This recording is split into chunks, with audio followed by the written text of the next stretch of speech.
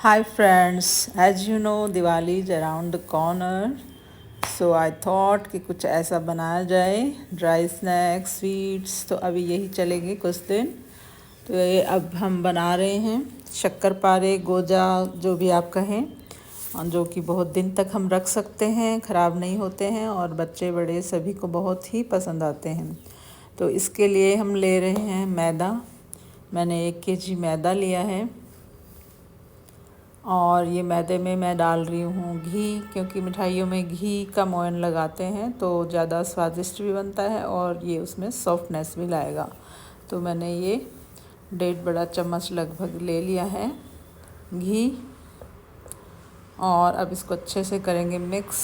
जब तक ये इस तरह से मुट्ठी सी नहीं बंध जाए तो अच्छे से मिक्स नहीं होगा, और इतना भर ही हमें घी लेना है। अगर कम लगे तो थोड़ा और डाल सकते हैं। थोड़ा सा मैंने डाला है 1 चम्मच बेकिंग सोडा या मीठा सोडा बोलते हैं, वो भी डाल सकते हैं। अच्छे से मिक्स करेंगे और इसका डो नहीं लगाना है हमें चिकना वाला, बस ऐसे इकट्ठा भर करना है, रफली डो तैयार करना है, समझें आप। तो मैंने ये थोड़ा थोड़ा पानी डाल के इस तरह से इसको वाइंड अप कर रही हूँ, इसको डो की फॉर्म जैसा इकट्ठा सा करके थोड़ी देर के लिए हम इसको गीले कपड़े से ढककर रख देंगे। बहुत ज़्यादा देर भी नहीं रखना है, ये 8-10 मिनट में ही ठीक हो जाएगा थोड़ा। और ये मैंने दूसरी साइड में अपन जो चाशनी तैयार कर रहे हैं उसके लिए मैंने 600 ग्राम चीनी ले ली है। जितना अच्छे से डूब जाए चीनी, बस उतनी ही हमें पानी लेना है इसमें। और ये हो गए हैं 8-10 मिनट, तो इसको थोड़ा सा और एक बार हाथ से उलट पलट के ठीक कर लेंगे।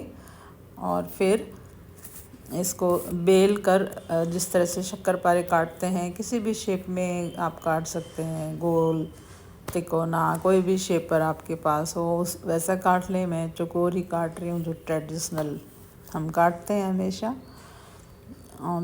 ये बहुत ज़्यादा पतला भी नहीं करना है और बहुत ज़्यादा मोटा भी नहीं करना है, अच्छी खासी थिकनेस वाला सा ही इसको बेलना है। लेकिन मैं आज बना रही हूँ लेयर वाले शक्करपारे, जिसमें खूब सारी लेयर्स आएंगी। तो लेयर से कुछ क्रंचीनेस उसमें लगती है जब खाते हैं, तो बच्चों को स्पेशली बहुत अच्छा लगता है, जिसमें बीच बीच में ऐसे क्रंच जैसा फील हो। तो इसलिए मैं इसमें ये देखिए बेल के 3-4 बार इसमें बीच बीच में बेलेंगे, फिर घी लगा लेंगे थोड़ा सा, फिर वापस फोल्ड करेंगे, फिर घी लगा लेंगे। इस तरह से 3-4 बार जो है इस प्रक्रिया को दोहराएंगे और फिर इसके अपन चौकोर स्लाइस काट लेंगे। तो ये देखिए मैं फिर से कर रही हूँ। गोल की चौकोर की इस शेप में कोई फ़र्क नहीं पड़ेगा, क्योंकि हमें रफली आटा बनाया है और ऐसे इसकी लेयर तैयार करने के लिए हमें फोल्ड भर करना है। कोई फ़र्क नहीं पड़ता कि मैं गोल तिकोना कैसा बेल रही हूँ। और ये देखिए लास्ट में इसको थोड़ा सा बड़ा फैला लेंगे, क्योंकि हमने अभी 3-4 बार इसमें घी लगा लिया है। मोइन भी था, अंदर भी घी लग गया, तो ये थोड़ी लेयर वाली कुछ अच्छा अलग तरह का शक्करपारा बन के आएगा। अब इसको हम चौकोर काट लेते हैं इस तरह से। ये देखिए बहुत पतली भी नहीं है, ये बहुत ज़्यादा मोटी भी नहीं है, जैसे मार्केट में कई बार बहुत बड़े बड़े भी मिलते हैं। तो अब सेकने में भी, फिर उनको तलने में भी थोड़ी अपने को दिक्कत आएगी, इसलिए मीडियम साइज़ का मैंने इसका मोटाई रखी है। इस तरह से काट लेंगे और फिर इनको उसी तरीके से मीडियम टू लो फ्लेम पे हमें फ्राई करना है।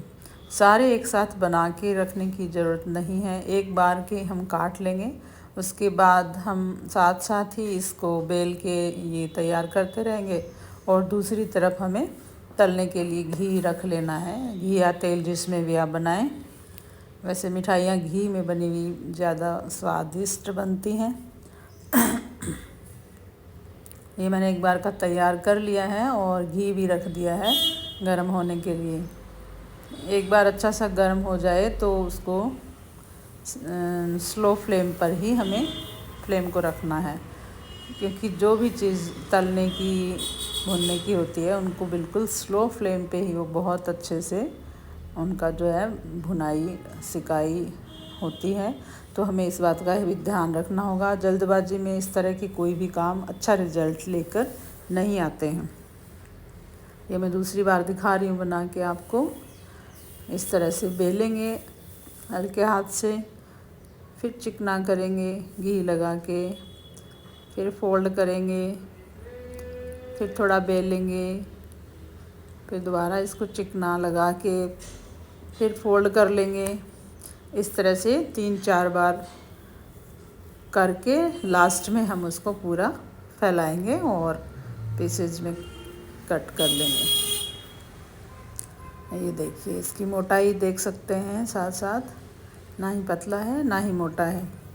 दिवाली के त्यौहार पे इस तरह के स्नैक्स, कुछ नमकीन, कुछ मीठे ड्राई वाले तो बिल्कुल शोभा ही बढ़ा देते हैं कि आपको तुरंत कुछ भी जल्दबाजी में बनाना नहीं है। अगर ऐसी 4-5 चीज़ें बना के रख लेते हैं तो साथ में कुछ ही मिठाई जो रोज़ाना बनती रहती है 3-4 दिन तक, वो चल जाता है।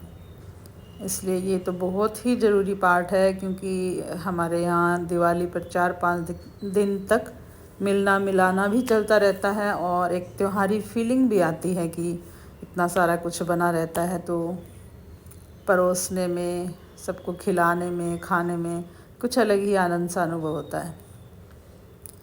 ये मैंने इस तरह से सारी तैयार कर लेनी है और साथ साथ ही हमें फ्राई करना भी शुरू कर देना है, ताकि आपको डबल टाइम नहीं लगेगा। इस बात का भी ध्यान रखें, कहीं पूरा बना के फिर बनाएंगे तो तलने में बहुत ज़्यादा टाइम लग ही जाता है फ्राई करने में, क्योंकि हमें स्लो फ्लेम पे बनाना है। तो जब ये तैयार हो जाए 1-2 बार के, तभी साइड में शुरू कर दें और ये साथ साथ चलता रहेगा और साथ साथ अपने वो तैयार भी होते रहेंगे तल के।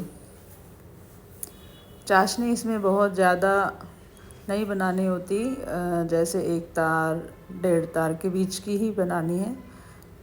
बहुत ज़्यादा बर्फ़ी की तरह कड़क वाली 2 तार ऐसे कुछ भी नहीं बनानी है, जैसे कुछ शक्करपारों में बनाते हैं, ऊपर वाइट लेयर ज़्यादा होती है।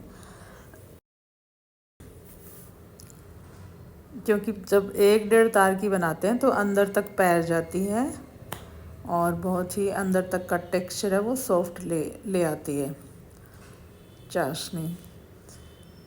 ये मैंने फिर तैयार कर लिए हैं, समझ आ ही गया होगा अब आपको। 2-3 बार मैंने दिखा दिया है कि इस तरह से बनाना है।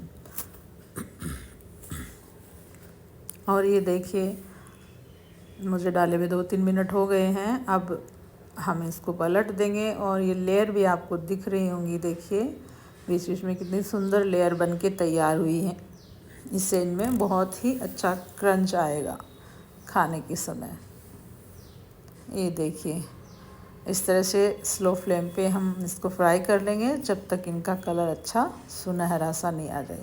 ये देखिए, अब इनका कलर भी काफ़ी चेंज हो गया है। शुरू में एक बार डालते ही तुरंत नहीं पलटना है, क्योंकि स्लो फ्लेम पे बना रहे हैं। थोड़ा सा सिक जाएगा, ऊपर बिल्कुल अच्छे से तैरने लग जाएगा, तब इनको पलटना है और फिर बीच बीच में पलटते रहें और अपना साइड बाय साइड दूसरे बेलने का काम भी करते रहें। ये देखिए तैयार हो गया है और इधर ये मैंने चाशनी भी रख दी है, जो भी लगभग तैयार हो चुकी है। इलायची पाउडर मैंने डाल दिया है।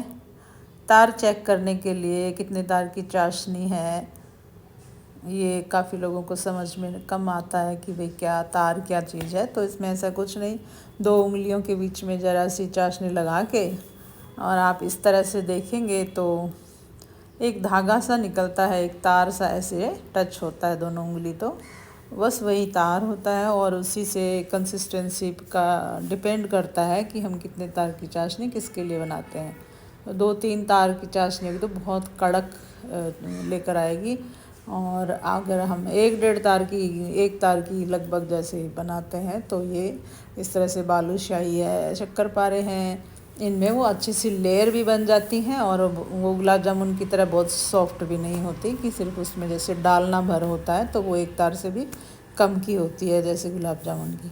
तो ये 1 से 1.5 तार के बीच की, 1 तार पूरा बनने लग जाए बस ऐसा सा देख लें और फिर इसमें 3-4 मिनट के लिए डुबो के रखेंगे इस तरह से, ताकि वो अच्छे से एब्जॉर्ब कर ले चाशनी को।